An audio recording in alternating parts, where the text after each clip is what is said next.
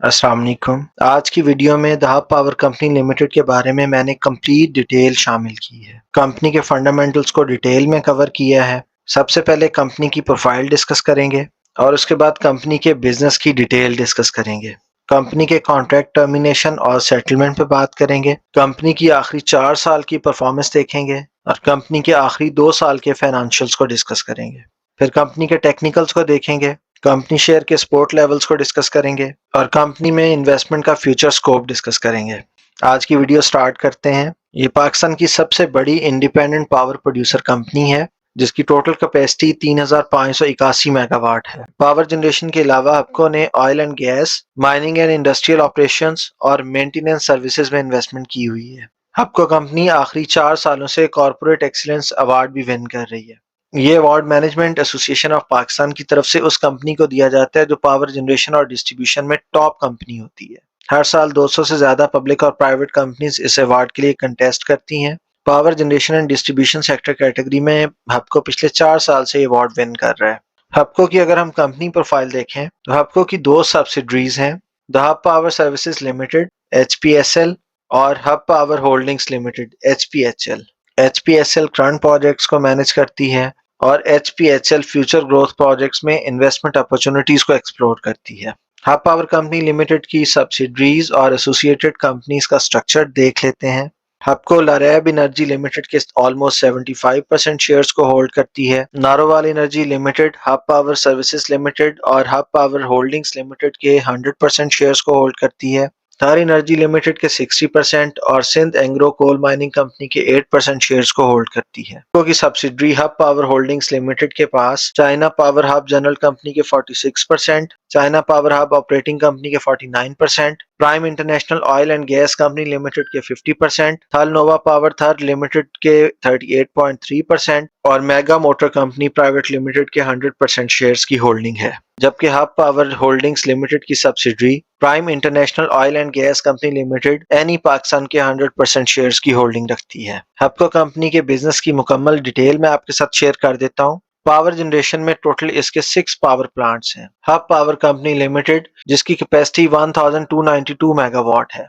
Last week में इसी power generation plant का कॉन्ट्रैक्ट टर्मिनेट हुआ है। वैसे ये कॉन्ट्रैक्ट मार्च 2027 में एंड होना था, लेकिन अभी हबको और गवर्नमेंट में सेटलमेंट हो गई है और ये कॉन्ट्रैक्ट टर्मिनेट हो गया है, जिसकी वजह से हबको के शेयर की प्राइस आजकल डाउन है। 160 वाला शेयर आपको 100 से नीचे मिल रहा है। Next plant Narowal energy limited है जिसकी 225 मेगावाट्स की कैपेसिटी है। Next plant Laraib energy limited है जिसकी 84 मेगावाट्स की कैपेसिटी है। Next plant China power hub generation company limited है, इसकी 1320 मेगावाट्स की कैपेसिटी है। नेक्स्ट प्लांट थर एनर्जी लिमिटेड है, इसकी 330 मेगावाट्स की कैपेसिटी है।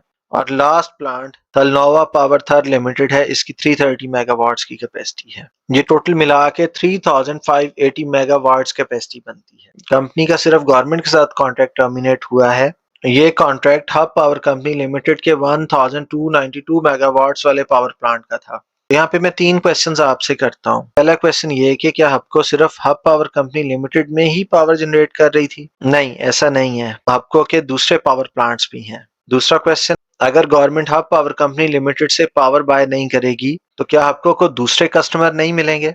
ऑब्वियसली ऐसा नहीं है। आपको यहाँ से पावर प्रोड्यूस करके लोकल इंडस्ट्रीज को सेल कर सकती है। थर्ड क्वेश्चन कि हबको की इन्वेस्टमेंट क्या सिर्फ पावर जनरेशन सेक्टर में ही है? तो इसका आंसर भी है कि नहीं, ऐसा नहीं है। हबको ने और सेक्टर्स में भी इन्वेस्टमेंट की हुई है, जिसमें oil and gas exploration sector है, माइनिंग सेक्टर है, operations and maintenance services sector है और ऑटोमोटिव सेक्टर है। Oil and gas exploration sector में prime international oil and gas company में इन्वेस्टमेंट है। माइनिंग में Sindh Engro coal mining company में इन्वेस्टमेंट है। Operations and maintenance services sector में हब पावर सर्विसेज लिमिटेड में इन्वेस्टमेंट है और ऑटोमोटिव सेक्टर में मेगा मोटर कंपनी लिमिटेड में इन्वेस्टमेंट है, जिसका रिसेंटली चाइना की कंपनी BYD के साथ एग्रीमेंट हुआ है। मेगा मोटर कंपनी लिमिटेड और BYD पाकिस्तान में इलेक्ट्रिक कार्स प्रोड्यूस करने जा रहे हैं। अब हम इसको कंक्लूड कर लेते हैं। पावर सेक्टर में हबको की जो टोटल कैपेसिटी है उसमें से 33% के एक पावर प्लांट का गवर्नमेंट के साथ कॉन्ट्रैक्ट टर्मिनेट हुआ है, जिसमें पावर प्रोड्यूस करके ये इंडस्ट्रीज को भी सेल कर सकती है। पावर जनरेशन के अलावा हबको की 4 दूसरे बिजनेसेस में भी इन्वेस्टमेंट है। तो हबको कंपनी का स्कोप अभी इंटैक्ट है और ये आपको फ्यूचर में अच्छी ग्रोथ दिखाएगी। ये आपको के लास्ट ईयर्स के डिविडेंड्स का डाटा है। ये कंपनी रेगुलर बेसिस पे अपने शेयर होल्डर्स को डिविडेंड्स देती है। अभी जब हपको का गवर्नमेंट के साथ एग्रीमेंट सेटल हो जाएगा तो गवर्नमेंट हपको के रिसीवेबल्स में से उसको अच्छी अमाउंट पे करेगी, जिसके बाद हपको अपने शेयर होल्डर्स को बहुत अच्छे डिविडेंड्स देगा, जिससे कंपनी के शेयर प्राइस में भी ग्रोथ होगी। हपको ने 2021 में अपने शेयर होल्डर्स को 12 रुपीज के डिविडेंड्स दिए, 2022 में 22 रुपीज के, 2023 में 14.5 रुपीज के और 2024 में 20 रुपीज के डिविडेंड्स दिए। आपको के फाइनेंशियल रिजल्ट्स देखें तो 2023 के मुकाबले में 2024 में ग्रॉस सेल्स में ऑलमोस्ट 14% की ग्रोथ है, टोटल प्रॉफिट्स में ऑलमोस्ट 18% की ग्रोथ है और अर्निंग पर शेयर में भी ऑलमोस्ट 18% की ग्रोथ है। तो तीनों फाइनेंशियल इंडिकेटर्स भी इंप्रूव हुए। होपफुली आपको अपने इस बैड पे ऐसे निकलेगा और फ्यूचर में ये कंपनी परफॉर्म करेगी, इसके शेयर की प्राइस में ग्रोथ भी होगी और ये कंपनी अच्छे डिविडेंड्स भी देगी, क्योंकि एक कॉन्ट्रैक्ट टर्मिनेट होने से फंडामेंटली स्ट्रॉन्ग कंपनी है, इस पे इतना इम्पैक्ट नहीं आएगा। शॉर्ट टाइम इम्पैक्ट है, लॉन्ग रन में ये रिकवर कर जाएगी।